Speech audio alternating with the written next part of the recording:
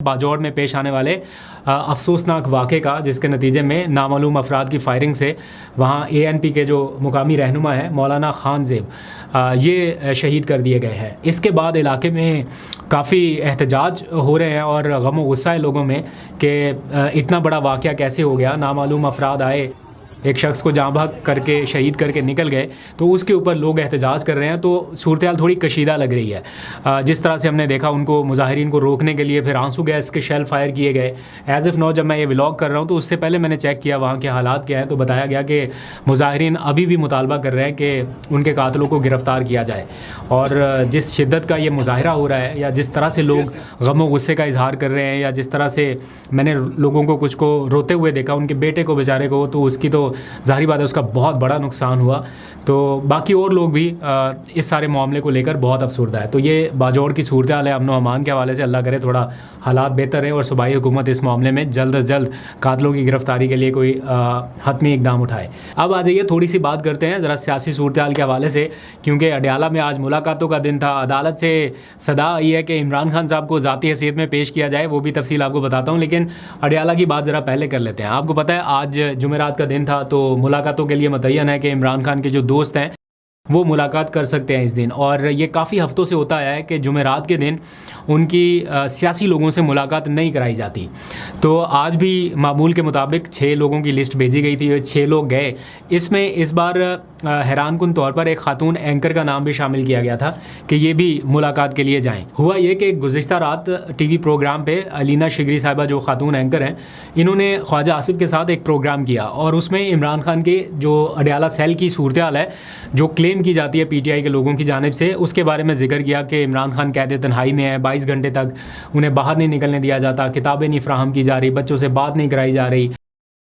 تو اس طرح کی ساری جو سچویشن ہے، مطلب ٹی وی نہیں ہے، اخبارات نہیں ہیں، تو یہ ساری سچویشن ان کے سامنے وہ رکھ کے ڈسکس کر رہے تھے۔ تو خواجہ آصف صاحب نے ان کو کنفرنٹ کیا کہ آپ یہ بات کس بیس پہ کر رہی ہیں، کیا آپ گئی ہیں وہاں پہ، آپ نے خود جا کے دیکھا ہے، کیا آپ نے کوئی درخواست دی ہے ملنے کے لیے؟ انہوں نے کہا کہ جی میں جا ہی نہیں سکتی، باقی نہیں جا پا رہے تو میں کہاں سے جاؤں۔ انہوں نے کہا آپ نے کہا کسی کو، آپ نے درخواست دی ہو کہ کس کو دوں، آپ کو دوں، عدالت کو دوں، کس کے پاس لے کے جاؤں درخواست؟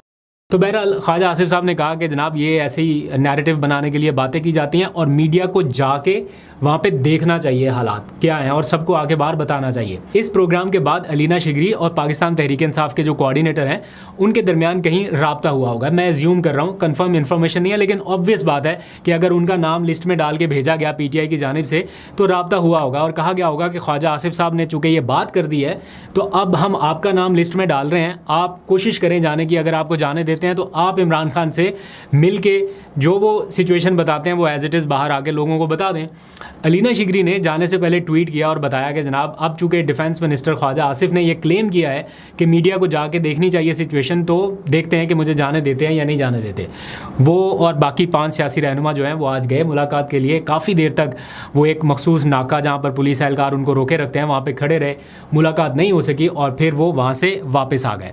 اور اس طرح یہ آج ساری سچویشن ہوئی۔ تو خواجہ آصف صاحب کا جو کلیم تھا کہ میڈیا کو جا کے دیکھنا چاہیے، دیٹ مینس کہ اس میں کوئی وزن نہیں ہے، کوئی حقیقت نہیں ہے۔ اگر ہوتی تو خود ہی جا کے بتا دیتے، دکھا دیتے، ارینج کرتے بلکہ میڈیا کے لیے ٹرپ، بلکہ میں تو کہتا ہوں ایسے لوگوں کا وزٹ ارینج کرتے جو کہیں نہ کہیں آپ کے ناقد ہیں، تاکہ وہ خود جا کے صورتحال دیکھتے، اور اگر واقعی اندر سے غلط بیانی کی جا رہی ہے تو حقائق عوام کے سامنے آ جاتے، لیکن ایسا نہیں ہو سکا۔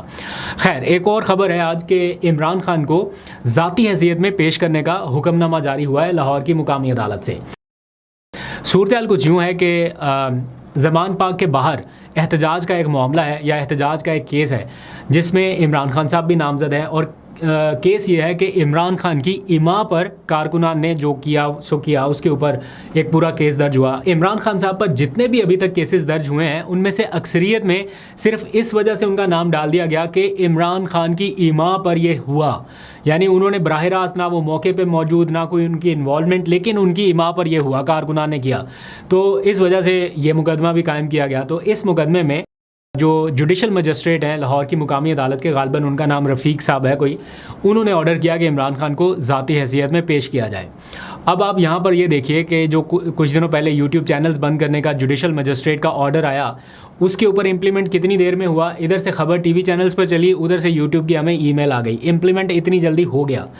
اور دوسری جانب یہ بھی جوڈیشل مجسٹریٹ صاحب کا حکم ہے, اور یہ کوئی پہلا حکم نہیں ہے, اس سے پہلے بھی کتنے حکم اس طرح کے آ چکے ہیں. اسلام آباد کی مقامی عدالتیں کہہ چکی ہیں کہ عمران خان کو ذاتی حیثیت میں پیش کیا جائے, لیکن ہر بار یہ کہا جاتا ہے کہ سیکیورٹی ریزنز ہیں, نہیں پیش کیا جا سکتا اور نہیں پیش کریں گے. ایسا ہو ہی نہیں سکتا, ایسے امکانات ہی نہیں ہے کہ عمران خان کو جیل سے باہر نکال کے کسی عدالت میں پیش کیا جائے. اگر ایسا ہوتا تو سارے ٹرائل ان کے جیل کی چار دیواری کے اندر نہ ہو رہے ہوتے.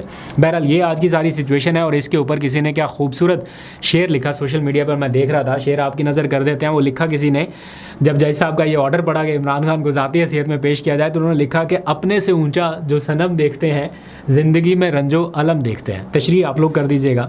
آگے بڑھتے ہیں. آج پنجاب سے پی ٹی آئی نے احتجاجی تحریک کا پہلا فیز شروع کیا ایک طرح سے, یعنی ہلکا پھلکا آغاز کیا. کل رات ہم نے دیکھا راولپنڈی میں ریلیاں ہو رہی ہیں, کہیں کسی جگہ کوئی کسی جگہ, اس طرح کا مومنٹم بنتا دکھائی دے رہا ہے. اور آج پنجاب سے ایک جو عوامی اسمبلی کا سیشن لگانے کا اعلان کیا گیا تھا, اس کے اوپر امپلیمنٹ کیا گیا. عمران خان نے کہا تھا کہ جن ارکان کو اسمبلی کے اندر نہیں جانے دیا جا رہا وہ باہر احتجاج کریں اپنا اور باہر اسمبلی لگائیں.